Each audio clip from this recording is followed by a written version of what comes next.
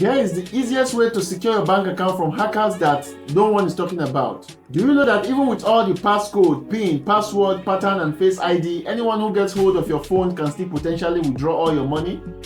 How?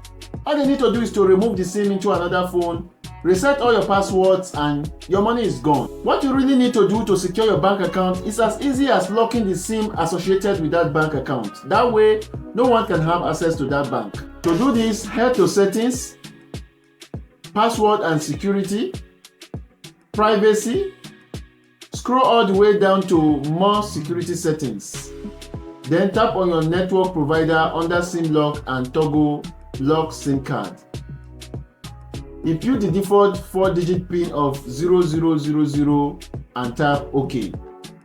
You can then change it to your preferred PIN by tapping Change SIM PIN. Input the default PIN and tap OK. Then your preferred PIN, tap OK, enter it again, tap OK, and that's it. Henceforth, access to your phone will require a PIN code, especially when your phone is locked and someone tries to remove the SIM to use in another phone. You will agree with me that this is a life-saving information that needs to be shared, so please share this video with everyone because you never know whose life you might be saving. Like it and follow for more helpful tips like this.